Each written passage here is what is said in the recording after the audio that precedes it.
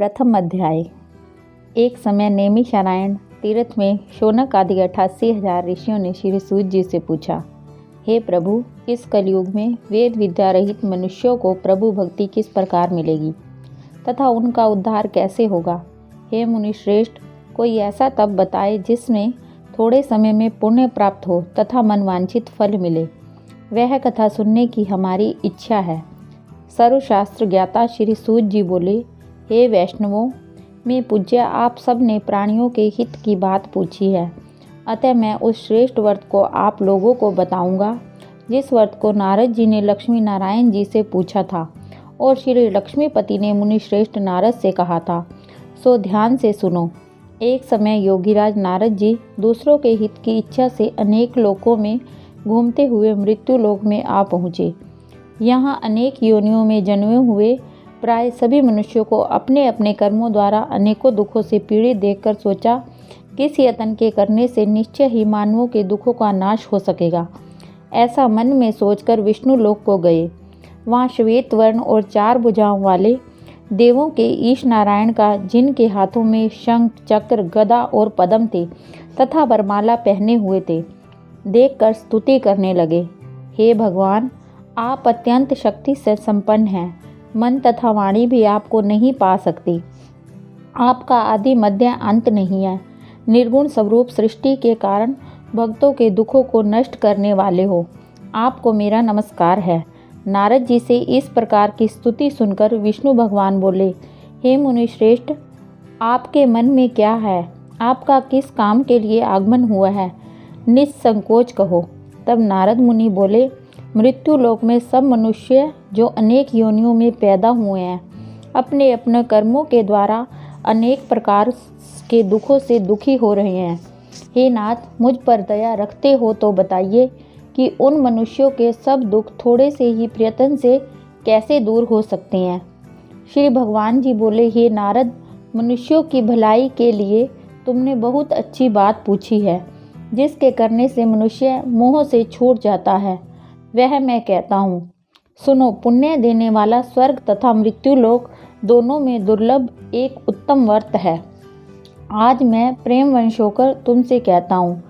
श्री सत्यनारायण भगवान का यह व्रत अच्छी तरह विधान पूर्वक करके मनुष्य तुरंत ही यहाँ सुख भोग कर मरने पर मोक्ष को प्राप्त होता है। श्री भगवान के वचन सुनकर नारद मुनि बोले, इस व्रत का फल क्या है? किस दिन यह व्रत करना चाहिए? विस्तार से कहो।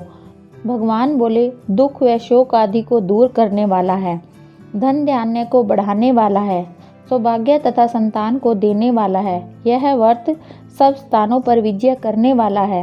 भक्ति और श्रद्धा के साथ किसी भी दिन मनुष्य श्री सत्यनारायण की शाम के समय ब्राह्मणों और बंधुओं के साथ धर्मपरायण होकर पूजा करे।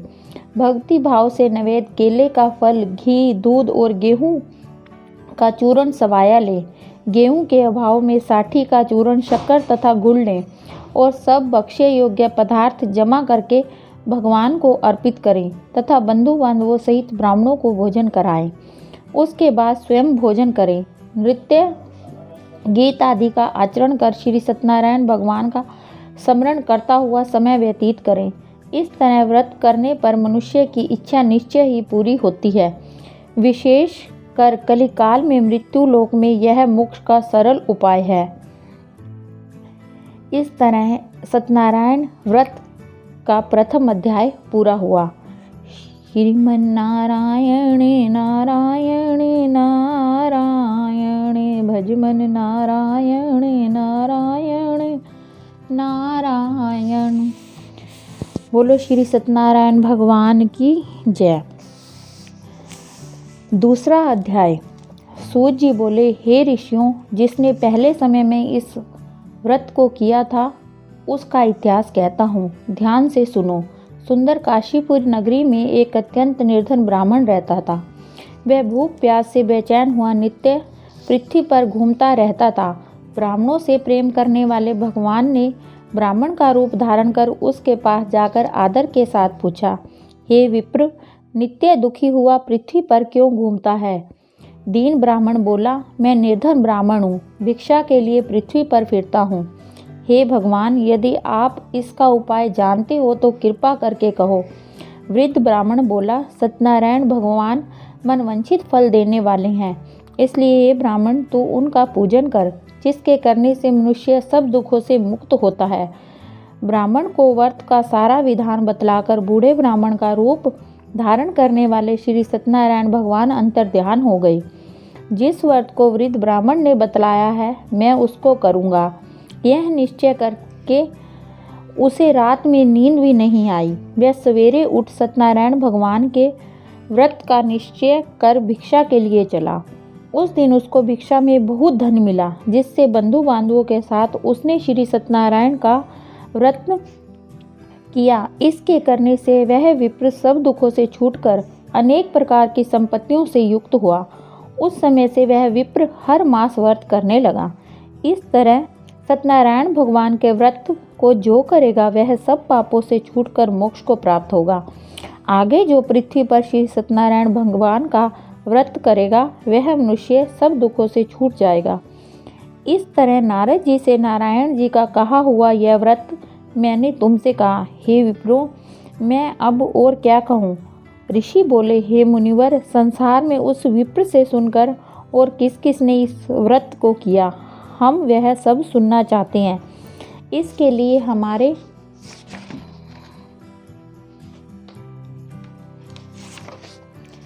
मन में श्रद्धा है। सूत जी बोले, हे मुनियों, जिस जिसने इस व्रत को किया वह सब सुनो। एक समय वह विप्र धन और ऐश्वर्य के अनुसार बंधु बांधवों के साथ व्रत करने को तैयार हुआ। उसी समय एक लकड़ी बेचने वाला बूढ़ा आदमी आया और बाहर लकड़ियों को रखकर विप्र के मकान में गया। प्यास से दुखी लकड़हारा उनको व्रत करते देखकर विप्र को नमस्कार कर कहने लगा, आप यह क्या कर रहे हैं और इसके करने से क्या फल मिलता है, कृपया मुझे भी बताओ। ब्राह्मण ने कहा, सब मनोकामनाओं को पूरा करने वाला यह श्री सत्यनारायण भगवान का व्रत है। इसकी ही कृपा से मेरे यहाँ धन धान्य आदि की वृद्धि हुई है। विप्र से इस व्रत के बारे में जानकर लकड़हारा बहुत प्रसन्न हुआ। चरणामत ले और प्रसाद खाने के बाद अपने घर को गया। लकड़हारे ने अपने मन में इस प्रकार का संकल्प किया कि आज गांव में लकड़ी बेचने से जो धन मिलेगा उसी से श्री सत्यनारायण भगवान का उत्तम व्रत करूंगा। यह मन में विचार कर वह बूढ़ा आदमी लकड़ियां अपने सिर पर रखकर जिस नगर में धनवान लोग रह रहे थे वह ऐसे सुंदर नगर में गया।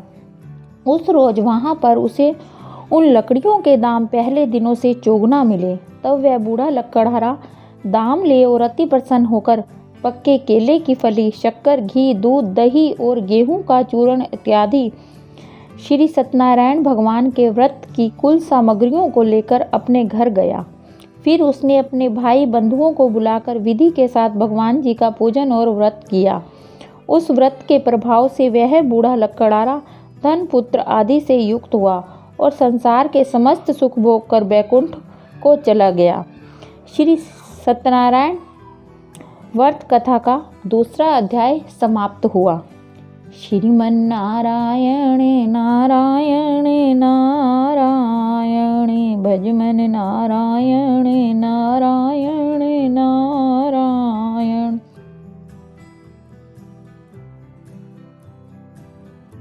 तीसरा अध्याय। सूत जी बोले, हे श्रेष्ठ मुनियों, अब आगे की कथा कहता हूँ। पहले समय में उल्कामुख नाम का एक बुद्धिमान राजा था। वह सत्यवक्ता और जितेंद्रिय था।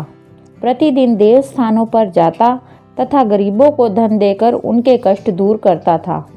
उसकी पत्नी कमल के समान मुख वाली और सती साध्वी थी। भद्रशिला नदी के तट पर उन दोनों ने श्री सत्यनारायण भगवान का व्रत किया। उस समय वहाँ एक साधु नामक वेश्या आया। उसके पास व्यापार के लिए बहुत सा धन था। राजा को व्रत करते देखकर वह विनय के साथ पूछने लगा, हे राजन, भक्ति युक्त चित्त से यह आप क्या कर रहे हैं? मेरी सुनने की इच्छा है, तो आप यह मुझे बताइए।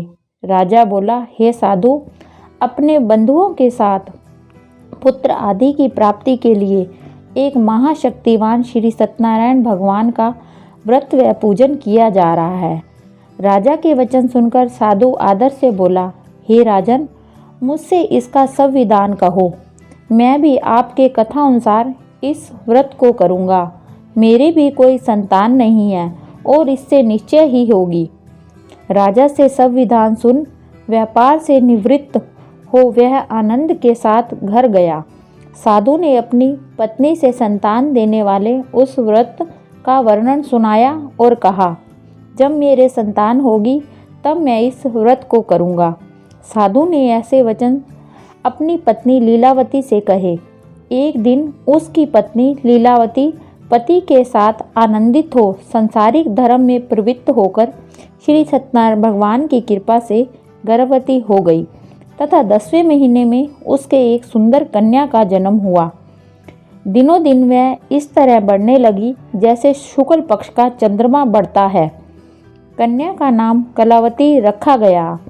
तब लीलावती ने मीठे शब्दों में अपने पति से कहा, जो आपने संकल्प किया था कि सत्यनारायण भगवान का व्रत करूँगा, अब आप उसे करिए। साधु बोला, हे विप्र, इसके विवाह पर करूँगा। इस प्रकार अपनी पत्नी को आश्वासन दे वह नगर को गया। कलावती पितृगृह में वृद्धि को प्राप्त हो गई। साधु ने जब नगर में सखियों के साथ अपनी पुत्री को देखा तो तुरंत ही दूत को बुलाकर कहा, पुत्री के लिए कोई सुयोग्य वर देख कर लाओ। साधु की आज्ञा पाकर दूत कंचन नगर पहुंचा और वहां पर देखभाल कर लड़की के लिए सुयोग्य वणिक पुत्र को ले आया।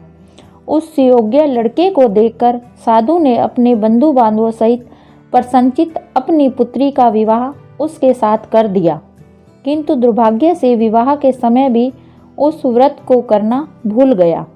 तब श्री भगवान क्रोधित हो गए और शाप दिया, तुम्हें दारुण दुख प्राप्त होगा।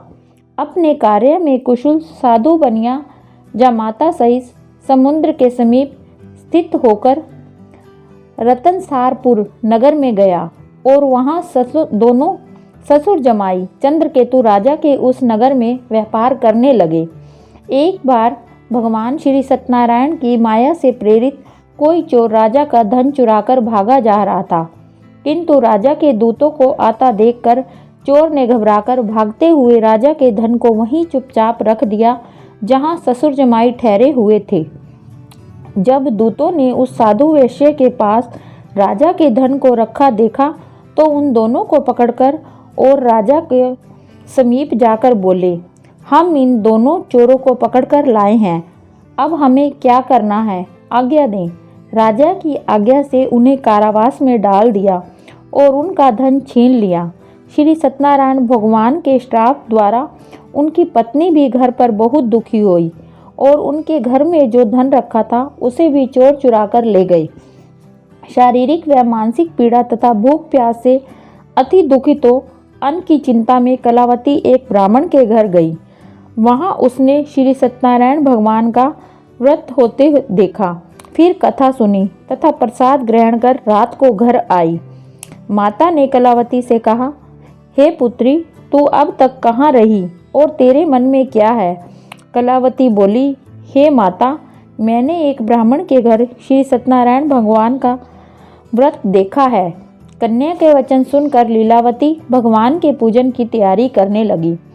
लीलावती ने परिवार और बंधुओं सहित श्री सत्यनारायण भगवान का पूजन किया और वर मांगा, मेरे पति और दामाद शीघ्र आ जाएं। साथ ही प्रार्थना की कि हम सबका अपराध क्षमा करो। श्री सत्यनारायण भगवान इस व्रत से संतुष्ट हो गए और राजा चंद्रकेतु को सपन में दर्शन देकर कहा, हे राजन, दोनों वैश्यों को प्रातः ही छोड़ दो और उनका सारा धन जो तुमने लिया है उन्हें वापस दे दो, नहीं तो मैं तुम्हारा धन, राज्य, पुत्र आदि नष्ट कर दूंगा। राजा से ऐसे वचन कहकर भगवान अंतर्ध्यान हो गए। प्रातःकाल राजा चंद्रकेतु ने सभा में अपना सपन सुनाया।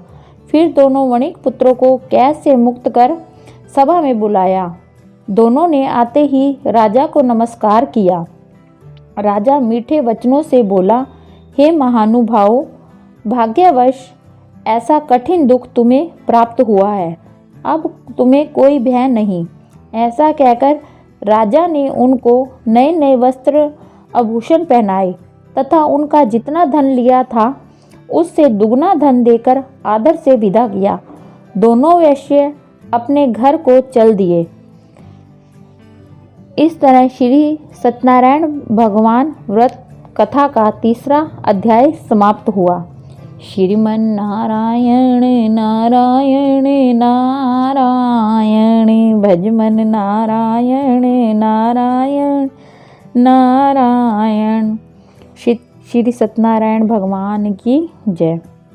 सूत जी बोले, वैश्य ने मंगलाचाल करके यात्रा आरंभ की और अपने नगर को चल दिए। उनके थोड़ी दूर निकलने पर दंडी वेशधारी श्री सत्यनारायण ने उनसे पूछा, हे साधु, तेरी नाव में क्या है? अभिमानी वणिक हंसता हुआ बोला, हे दंडी, आप क्यों पूछ रहे हो? क्या धन लेने की इच्छा है? मेरी नाव में तो बेल और पत्ते भरे पड़े हैं। वेश्या का कठोर वचन सुनकर श्री भगवान ने कहा, तुम्हारा वचन सत्य हो। दंडी ऐसा कहकर वहां से दूर चले गए और कुछ दूर जाकर समुद्र के पास किनारे पर बैठ गए। दंडी के जाने पर वैश्य ने नृत्य क्रिया करने के बाद नाव को ऊंची उठी देखकर अचंभा किया तथा नाव में बेल पत्ते आदि देखकर मूर्छित तो जमीन पर गिर पड़ा। फिर मूर्छा खुलने पर अत्यंत शोक प्रकट करने लगा। तब उसका दामाद बोला, आप शोक न करें, यह दंडी का श्राप है, अतः उनकी शरण में चलना चाहिए, तभी हमारी मनोकामना पूरी होगी। दामाद के वचन सुनकर वह दंडी के पास पहुंचा और अत्यंत भक्तिभाव से नमस्कार करके बोला, मैंने जो आपसे असत्य वचन कहे थे उनको क्षमा करो। ऐसा कहकर शोकातुर हो रोने लगा। तब दंडी भगवान बोले, हे वणिक पुत्र, मेरी आज्ञा से बार बार तुम्हें दुख प्राप्त हुआ है, तो मेरी पूजा से भी विमुख हुआ। साधु बोला, हे भगवान, आपकी माया से ब्रह्मा आदि देवता भी आपके रूप को नहीं जानते, तब मैं अज्ञानी कैसे जान सकता हूँ? आप प्रसन्न होइए, मैं सामर्थ्य के अनुसार आपकी पूजा करूँगा। मेरी रक्षा करो और पहले के समान नौका में धन भर दो। उसके भक्ति युक्त वचन सुनकर भगवान प्रसन्न हो उसकी इच्छा अनुसार वर देकर अंतर्ध्यान हो गए। तब उन्होंने नाव पर आकर देखा कि नाव धन से परिपूर्ण है। फिर वह श्री सत्यनारायण भगवान का पूजन कर साथियों सहित अपने नगर को चला। जब वह अपने नगर के निकट पहुंचा तब दूत को घर भेजा। दूत ने साधु के घर जाकर उसकी पत्नी को नमस्कार कर कहा, साधु अपने दामाद सहित इस नगर के समीप आ गए हैं। ऐसा सुन साधु की पत्नी ने बड़े हर्ष के साथ श्री सत्यनारायण भगवान का पूजन कर पुत्री से कहा, मैं अपने पति के दर्शन के लिए जा रही हूँ, तू कार्य पूर्ण कर शीघ्र आ। माता के ऐसे वचन सुनकर कलावती प्रसाद छोड़कर जल्दी में पति के पास गई। प्रसाद की अवज्ञा के कारण श्री सत्यनारायण भगवान ने रुष्ट हो उसके पति को नाव सहित पानी में डुबो दिया। कलावती अपने पति को ना देखकर रोती हुई जमीन पर गिर पड़ी। इस तरह नौका को डूबा हुआ तथा कन्या को रोता हुआ देखकर साधु दुखी होकर बोला, हे प्रभु, मुझसे या मेरे परिवार से जो भूल हुई हो उसे क्षमा करो। उसके दीन वचन सुनकर श्री सत्यनारायण भगवान प्रसन्न हो गए और आकाशवाणी हुई, हे साधु, तेरी कन्या मेरे प्रसाद को छोड़कर आई है, इसलिए उसका पति अदृश्य हुआ है। यदि वह घर जाकर प्रसाद खाकर लौटे तो इसे पति अवश्य मिलेगा। आकाशवाणी सुनकर कलावती ने घर पहुंचकर प्रसाद खाया, फिर पति के दर्शन किए। तत्पश्चात साधु ने बंधु बांधवों सहित श्री सत्यनारायण भगवान का विधि पूर्वक पूजन किया। इस लोक का सुख भोगकर अंत में स्वर्ग लोक को गया। इस तरह श्री सत्यनारायण भगवान के व्रत का चौथा अध्याय समाप्त हुआ। श्रीमन नारायण नारायण नारायण भजमन नारायण नारायण नारायण। श्री सत्यनारायण भगवान की जय। सूत जी बोले, हे ऋषियों, मैं और भी कथा कहता हूँ, सुनो। प्रजा पालन में लीन दुग्धध्वज नाम का एक राजा था। उसने भी श्री भगवान का प्रसाद त्याग कर बहुत दुख पाया। एक समय वन में जाकर वन्य पशुओं को मारकर बड़ के पेड़ के नीचे आया। वहां उसने ग्वालों को भक्ति भाव से बंधुओं सहित श्री सत्यनारायण भगवान जी का पूजन करते हुए देखा। राजा देखकर भी अभिमानवश वहां नहीं गया और ना ही नमस्कार किया। जब ग्वालों ने श्री सत्यनारायण भगवान का प्रसाद उसके सामने रखा तो वह प्रसाद त्याग कर अपनी नगरी को चला गया। वहां पहुंचकर उसने अपना सब कुछ नष्ट पाया। तब वह जान गया कि यह सब भगवान ने किया है। तब वह विश्वास कर ग्वालों के पास गया और विधि पूर्वक पूजन कर प्रसाद खाया तो श्री सत्यनारायण भगवान की कृपा से सब कुछ पहले जैसा हो गया। फिर दीर्घ काल तक सुख भोग कर मृत्यु होने पर स्वर्गलोक को गया। जो मनुष्य इस परम दुर्लभ व्रत को करेगा, भगवान की कृपा से उसे धन धान्य की प्राप्ति होगी। निर्धन धनी और बंदी बंधन से मुक्त निर्भय हो जाता है। संतानहीनों को संतान प्राप्त होती है तथा सब मनोरथ पूर्ण होकर अंत में वैकुंठ धाम को जाता है। जिन्होंने पहले इस व्रत को किया है, अब उसके दूसरे जन्म की कथा कहता हूँ। वृद्ध शतानंद ब्राह्मण ने सुदामा का जन्म लेकर मोक्ष को पाया। लक्कड़हारे ने अगले जन्म में निषाद बनकर मोक्ष प्राप्त किया। उल्का मुख नाम का राजा दशरथ होकर वैकुंठ को प्राप्त हुआ। साधु नाम के वैश्य ने मोरध्वज बनकर अपने पुत्र को आरे से चीरकर मोक्ष को प्राप्त किया। महाराज दुग्धध्वज ने स्वयंभू होकर भगवान में भक्ति युक्त हो कर्म कर मोक्ष प्राप्त किया। इस तरह श्री सत्यनारायण भगवान के व्रत का 5वां अध्याय समाप्त हुआ। श्रीमन नारायण नारायण नारायण भजमन नारायण नारायण नारायण। श्री सत्यनारायण भगवान की जय।